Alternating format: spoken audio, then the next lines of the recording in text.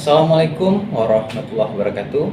Salam sejahtera untuk kita semua. Perkenalkan, saya Salman SMSI, salah satu dosen dari program studi Ekonomi Pembangunan Fakultas Ekonomi Universitas Samudra. Pembuatan video ini bertujuan untuk melengkapi salah satu persyaratan sertifikasi dosen tahun 2024, yaitu pernyataan diri dosen dalam unjuk kerja Tridharma Perguruan Tinggi atau PDD UKT PT, khususnya pada aspek pengajaran. Perkenankan saya untuk menjelaskan mata kuliah yang saya ampu, yaitu mata kuliah pengantar ekonomi mikro. Pengantar ekonomi mikro merupakan bagian dari mata kuliah wajib yang harus ditempuh oleh mahasiswa S1 program studi Ekonomi Pembangunan Fakultas Ekonomi Universitas Samudra. Mata kuliah ini memiliki bobot sebesar 3 SKS dalam satu semester pembelajaran, dengan bahasa pengantar yang digunakan dalam proses pembelajaran mata kuliah ini adalah bahasa Indonesia. Mata kuliah pengantar ekonomi mikro bertujuan untuk membekali pengetahuan dan keterampilan mahasiswa dengan mengedepankan penguasaan topik yang dipelajari. Mata kuliah ini akan membahas mengenai pertama, ruang lingkup ekonomi mikro, kedua, fungsi ekonomi mikro, ketiga, permasalahan dalam ekonomi mikro, keempat, teori permintaan dan penawaran, kelima, elastisitas, keenam, teori perilaku konsumen, ketujuh, teori produksi, kedelapan, teori biaya produksi, dan kesembilan, pasar. Capaian pembelajaran lulusan atau CPL pada program studi Ekonomi Pembangunan Fakultas Ekonomi Universitas Samudra untuk mata kuliah pengantar ekonomi mikro terdiri dari capaian sikap, pengetahuan, dan keterampilan umum. Untuk capaian sikap terdiri dari dua capaian, yaitu pertama, bertakwa kepada Tuhan Yang Maha Esa dan mampu menunjukkan sikap religius, dan kedua, menunjukkan sikap bertanggung jawab atas pekerjaan di bidang keahliannya secara mandiri.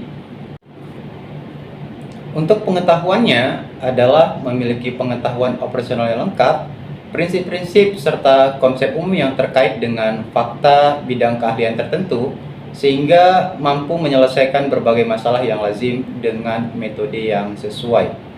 Dan untuk keterampilan khusus pada mata kuliah ini terdiri dari 3 tujuan, yaitu pertama, mampu menerapkan pemikiran logis, kritis, sistematif, dan inovatif dalam konteks pengembangan atau implementasi ilmu pengetahuan dan teknologi yang memperhatikan dan menerapkan nilai humaniora sesuai dengan keahliannya.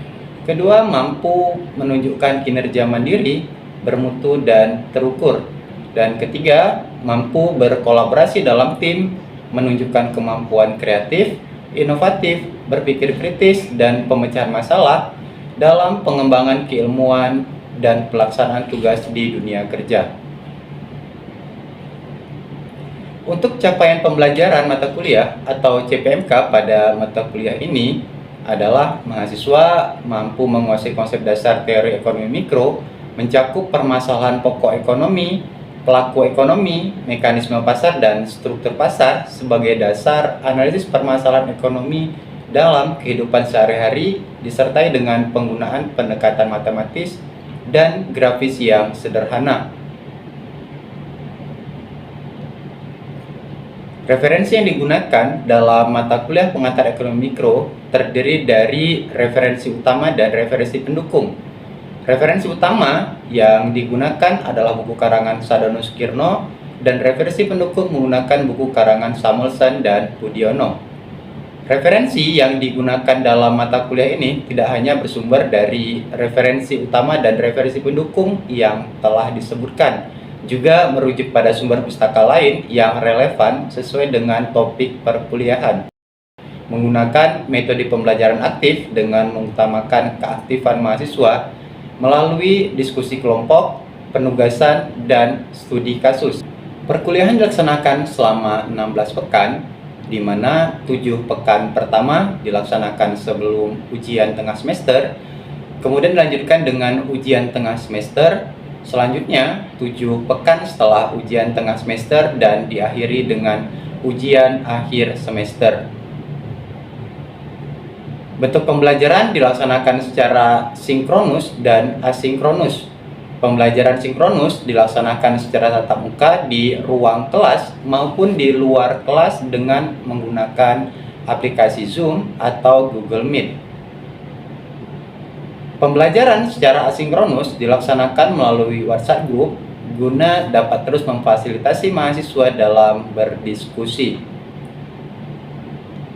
Evaluasi pembelajaran mata kuliah ini diperoleh dari hasil kuis atau diskusi dan tugas baik yang dilaksanakan secara mandiri maupun berkelompok. Kemudian ujian tengah semester dan ujian akhir semester. Untuk pembobotan hasil belajar pada mata kuliah pengantar ekonomi mikro adalah bersumber dari kuis atau diskusi sebesar 10%, tugas sebesar 20%, ujian tengah semester sebesar 30%, dan ujian akhir semester sebesar 40%, dengan total pembobotan dalam penilaian hasil belajar sebesar 100%. Demikian informasi yang dapat saya sampaikan mengenai mata kuliah yang saya ampu, yaitu mata kuliah pengantar ekonomi mikro untuk mahasiswa S1 Program Studi Ekonomi Pembangunan Fakultas Ekonomi Universitas Samudra. Berikut merupakan cuplikan pembelajaran yang saya laksanakan secara sinkronus di ruang kelas Fakultas Ekonomi Universitas Samudra. Assalamualaikum warahmatullahi wabarakatuh. Waalaikumsalam warahmatullahi wabarakatuh. Selamat kembali mahasiswa negeri pada perkuliahan kali ini. Nah, pada minggu ini kita akan membahas melanjutkan materi sebelumnya yang pernah kita bahas, dan pada minggu ini kita akan mulai dengan materi permintaan. Nah, tapi sebagaimana biasanya sebelum kita mulai perkuliahan, terlebih dahulu kita berdoa sesuai dengan agama dan keyakinan masing-masing. Berdoa dimulai. Selesai. Nah, baik teman-teman mahasiswa, pada pertemuan kali ini kita akan membahas tentang satu topik materinya tentang teori permintaan. Nah, selanjutnya ke depan nanti kita akan membahas tentang teori penawaran. Sebelum masuk ke penawaran, lebih dahulu di teori permintaan. Teori permintaan ini nanti kita awali dengan permintaan, ya, dari definisi bagaimana keterkaitannya, apa sih yang permintaan itu, kemudian nanti kita akan lanjutkan dengan hukum permintaan. Kita harus tahu bahwa ternyata permintaan itu ada hukumnya, ada faktor-faktornya juga yang mempengaruhi permintaan. Kemudian juga ada perubahan jumlah yang diminta dan perubahan permintaan. Dan di akhir sesi nanti kita akan berdiskusi terkait dengan topik pada hari ini tentang permintaan. Apa sih permintaan itu? Permintaan merupakan hubungan. Jadi hubungan antara jumlah barang yang tersedia dengan tingkat harga. Namanya hubungan, pastinya itu saling terkait, ya. Ada interaksi. Seandainya salah satu berubah, maka yang lain pun akan mempengaruhinya. Kalau harganya berubah, maka kuantitasnya akan berubah. Kalau kuantitasnya berubah, harganya juga akan berubah. Sehingga oleh sebab itu disebutkan bahwa permintaan itu adalah didefinisikan sebagai jumlah barang dan jasa yang dibeli atau dikonsumsi dalam berbagai kemungkinan harga. Perlu digarisbawahi di sini ada kemungkinan harga. Kemungkinan harga yang berlaku dalam pasar dalam teori tertentu. Nah, kuncinya ada pada harga. Jadi poin utamanya seperti tadi, kalau harganya berubah, maka kuantitasnya juga pasti akan berubah. Nah, di sini juga saya sajikan kondisi-kondisi yang berkaitan dengan hukum permintaan. Nah, misalkan nih permintaan beras meningkat pada awal Ramadan di Malang. Nah, mungkin bisa saja di sana karena harga beras yang murah atau seperti apa sehingga menyebabkan permintaan naik, atau memang terjadi peningkatan kebutuhan. Nanti kita akan membahas apakah benar seperti itu. Teman-teman mahasiswa, di sini saya menampilkan kondisi antara harga dan jumlah barang. Jadi asumsikan seperti ini.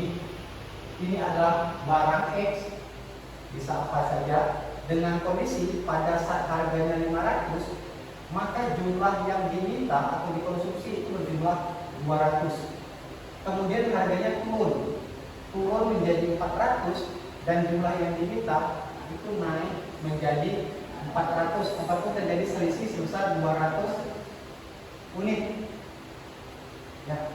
Kemudian lagi pada saat harganya turun 300, maka permintaan naik menjadi 600. Jika barangnya turun menjadi 100 dan yang diminta itu naik menjadi 1300. Tabel ini seandainya diilustrasikan dan dituangkan dalam bentuk upah permintaan, maka akan menampilkan kondisi seperti ini. Kondisi seperti ini. Ini adalah titik pertama pada saat harganya 500 dan jumlah barang yang diminta 200. Kemudian harganya turun 400 dan permintaannya bertambah besar 200 menjadi 400 hingga turun harganya menjadi 100 dan permintaannya itu naik menjadi 1300. Maka berlakulah hukum permintaan. Apa itu hukum permintaan? Apabila harga suatu barang itu naik, maka jumlah barang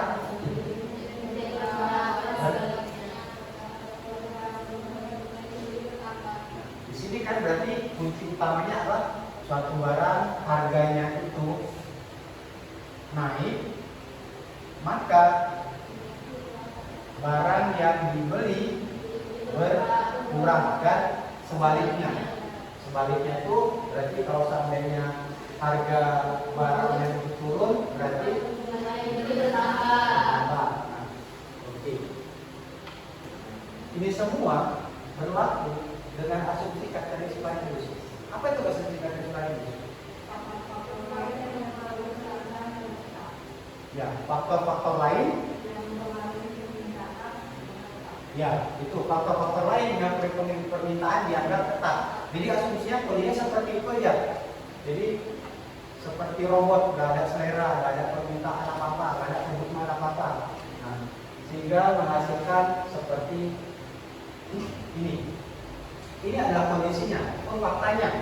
Kalau tadi kita baca teori, harganya naik, maka permintaannya turun. Dan kalau harganya turun, maka permintaannya naik. Kita berpikir sejenak, ini ada sebuah kasus harga beras naik tertinggi dalam sejarah. Ini sangat tidak masuk akal karena kita negara agraris. Artinya, secara teori, seharusnya kita lah yang menjadi produsen terbesar, ya, gitu. Tapi kenapa harga beras naik? Ini konteksnya kan artinya banyak ya konteksnya, banyak pasaran, tapi harganya naik. Kemudian lagi, sisi lain ada kondisi di level berbeda. Harga beras meningkat, penjual keluhkan turunnya permintaan. Harga beras naik, tapi penjualannya itu turun. Ini berlaku nggak hukum permintaan? Berlaku ya, berlaku. Artinya apa? Kalau harganya naik, maka permintaannya turun. Nah, di sisi lain, permintaan mobil naik, permintaan mobil lagi membludak, pabrik mulai kewalahan. Ini berlaku nggak hukum permintaan? Tidak. Kenapa? Karena ketika permintaan mobil itu naik, seharusnya barangnya turun. Ya. Nah, harusnya kalau seandainya permintaannya meningkat atau bertambah, harusnya harga mobilnya menjadi lebih murah, lebih rendah. Nah, tapi kita tahu bahwa ternyata mobil itu bukan barang yang walaupun dalam kategori kebutuhan, sebagian memposisikan sebagai kebutuhan primer, tapi sebagian lagi untuk dalam kategori barang sekunder. Nah, makanya tidak bisa dikelompokkan dalam teori itu. Nah, ini faktanya. Inilah dia kondisi yang sebenarnya. Faktor-faktor permintaan dari yang kita cerita di belakang tadi semua, kondisi-kondisinya, saatnya harganya naik, maka permintaan turun, dan harganya turun, maka permintaannya naik. Tapi kondisi itu hanya terjadi apabila asumsinya ceteris paribus. Faktor-faktor lainnya yang mempengaruhi pendapatan tetap. Asumsinya pendapatannya itu tetap, pendapatan masyarakat ya, konsumen tetap, maka kondisi akan jadi seperti itu. Nah, faktanya kan tidak, setiap orang punya pendapatan yang fluktuatif ya, berbeda-beda. Ada yang pendapatannya bulan ini besar, kemudian bulan depan turun, dan bulan selanjutnya lebih besar lagi. Nah, hanya kelompok-kelompok tertentu aja yang pendapatannya tetap, pegawai BUMN, pegawai pemerintah tetap ya, rumah gaji sebulan 5 juta, udah 5 juta nggak dapat kembali lagi. Tapi bagi entrepreneur, pebisnis mungkin sifatnya bisa naik turun. Nah, kemudian lagi selera harus tetap dan tidak berubah. Kondisi yang kita sebutkan di awal tadi, apabila harganya naik, permintaan turun, itu terjadi seandainya selera dari siapa ini? Selera konsumen itu tetap. Nah, faktanya kan tidak. Semua orang punya selera masing-masing, ya, gitu. Ini ada selera yang pengen makan nasi uduk, ada lagi selera makan kari kambing, ya kan? Nah, kan kebutuhannya beda-beda. Kemudian lagi harga barang lain tetap tidak berubah. Nah, harga barang lain tetap tidak berubah. Ini adalah harga-harga barang yang bisa dikategorikan mirip, tapi bukan substitusi masuk kelompok lain. Itu yang sebagian ekonom menyebutkan barang-barang yang memang mensupport terbentuknya produknya sendiri tetap, maka tidak akan berubah. Kemudian lagi tidak ditemukan barang pengganti. Tidak ditemukan barang pengganti. Artinya apa nih? Kondisi harganya naik, permintaannya turun, dapat terjadi apabila tidak ditemukan barang pengganti. Nah, sekarang ini tidak berlaku lagi, misalkan ibu masa apa pakai moli, ada yang pakai sampo. Nah, ada kelompok lain lagi yang pakai minyak curah. Nah, itu kan semua barang pengganti, ya, barang pengganti. Atau barang pengganti yang lainnya lagi, biasanya itu makan nasi udah menjadi kebiasaan, kemudian ada yang makan ubi, ya. Kalau di Papua kita makan nasi, mungkin mereka makan juga walaupun banyak, tapi kalau mereka tidak ketemu nasi, mereka lebih suka makan sagu, mungkin seperti itu. Nah, kemudian tidak ada pengharapan perubahan harga yang langsung. Artinya gini, barang yang kondisinya seperti kita ceritakan tadi, itu akan tetap kondisi harga naik, permintaan turun, dan sebaliknya apabila tidak ada pengharapan. Pengharapan itu lebih ke spekulasi, ya. Misalkan ini harga emas lagi 4 juta naik, kemudian ada spekulasi ini mau perang dunia ketiga nih, misalkan, maka orang berbondong-bondong untuk beli emas karena khawatir apabila masyarakat menyimpan uang di bank, dibom negaranya, maka uangnya hilang, atau angka perbankannya itu jaringannya hilang, sehingga nggak bisa digunakan untuk transaksi. Makanya kondisi ini berlaku seandainya tidak ada pengharapan perubahan spekulasi ke depan. Atau kondisi ini terjadi apabila ada sebuah wilayah nih, misalkan ada orang membeli permintaan tanah nih, misalkan permintaan tanah, sebenarnya ya barang desa tanah. Orang nggak mikir, ini ada kondisi sebidang tanah, lokasinya dekat kampus, berarti investasi ya, walaupun dia tidak mampu membangun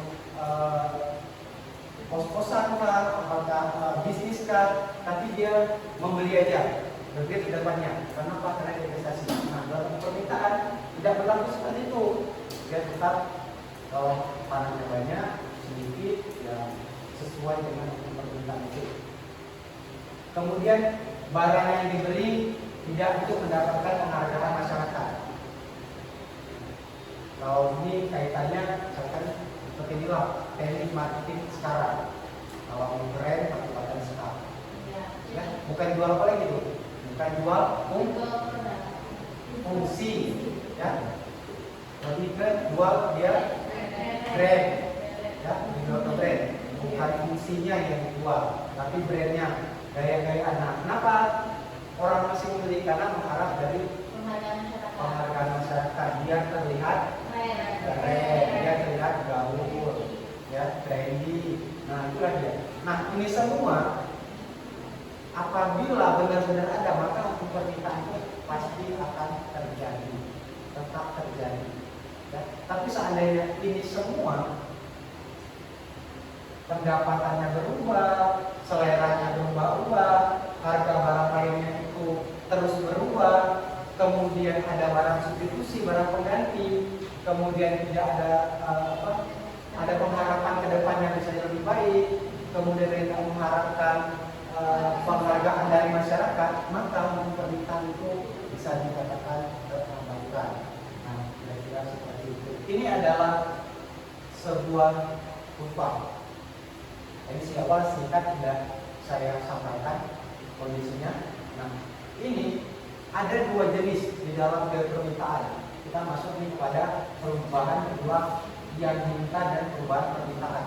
Artinya permintaan dan permintaan ini bisa berubah di sepanjang garis permintaan atau bisa juga berubah ke sebelahnya. Ini poin pertama, pergerakan pada di sepanjang garis permintaan. Istilahnya movement along the demand curve. Ya, jadi permintaannya itu benar-benar nih. Ini adalah kondisi yang berlaku yang dipengaruhi ataupun yang benar-benar dipengaruhi oleh perubahan harga, berlaku bukan hari sekaligus. Ini kondisinya. Pada saat harganya pada harganya P1, maka jumlah barang yang diminta sebesar P3. Kemudian harganya naik ke P2, maka permintaan turun menjadi P2, dan harganya ke P3, maka P1. Artinya perubahan itu sepanjang garis ini. Nah, anggaplah di sini ada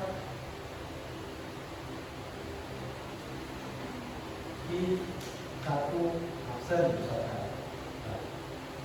Maka ini kondisinya jadilah seperti ini.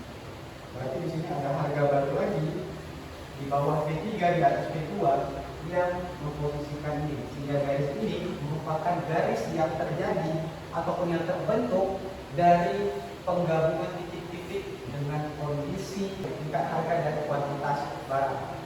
Titik-titik yang tergabung menjadilah kondisi ini. Nah, ini adalah kondisi kedua. Kondisi perubahan permintaan disebabkan ataupun tidak hanya dipengaruhi oleh harga. Harga bukan segalanya, tapi banyak faktor yang lain. Gak ada duit, gak apa-apa, ya beli dan sekarang. Ya, gak apa-apa. Gak malam minggu, gak apa-apa, ya beli dan sekarang. Bila dia kondisinya dia, ya, yang hemat aja gak apa-apa, ya penting pakai itu berapa? 15. Dari 15 sekarang. Ya, nah inilah dia kondisinya. Pada saat harganya tetap sama aja, permintaannya terus bertambah. Kondisi seperti ini lebih sering terjadi itu faktor tren pertama. Karena faktor pendapatan memang sumber utamanya. Tapi nanti di semester depan kita akan ketemu tentang optimum choice. Optimum memilih bagaimana dengan pendapatan tertentu memilih materi pilihan yang terbaik. Ya, tapi yang salah ini adalah kondisinya yang walaupun harganya segini, tapi permintaannya kok bisa terus bertambah. Dari mana kelihatan? Dari pergeseran demandnya, ya. Pergeseran dari demandnya dari satu, dua, dan tiga. Nah, inilah dia kondisi ini bertolak belakang bertentangan dengan sekaligus faktor-faktor yang mempengaruhi permintaan. Nah, ini kita cerita tentang materi permintaan. Sekarang kita akan berdiskusi. Kenapa kita harus berdiskusi? Tujuannya adalah membuka wawasan kita, karena kita wajib eh, menuntut ilmu ataupun wajib kita belajar. Ada filsuf Imam Syafi'i, jika Anda tidak mampu menahan perintah belajar, maka Anda akan menerima banyak kebodohan. perihnya kebodohan.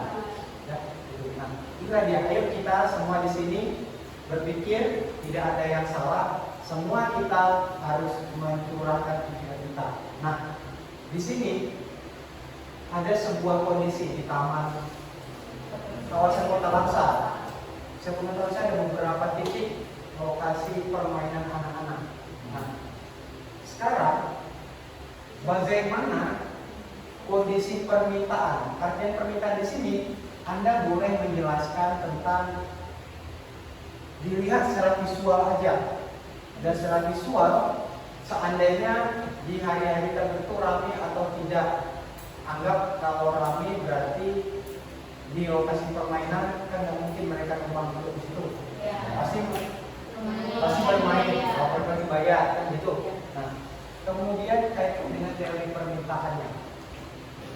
Kalau kita dari teori permintaan Pak, di kondisi tertentu itu kawasan bermain anak-anak kadang ramai dan kadang juga sepi Pak. Ini menurut saya berpengaruh dengan teori permintaan, yang dimana ketika pendapatan setiap orang kan pastinya tidak tetap ya Pak, apalagi dengan kondisi pekerjaan masyarakat di Kota Langsa ini pendapatannya itu tidak tetap. Jadi ketika di awal bulan biasanya ketika mereka baru mendapatkan pendapatan, itu tempat bermain anak-anak itu ramai Pak.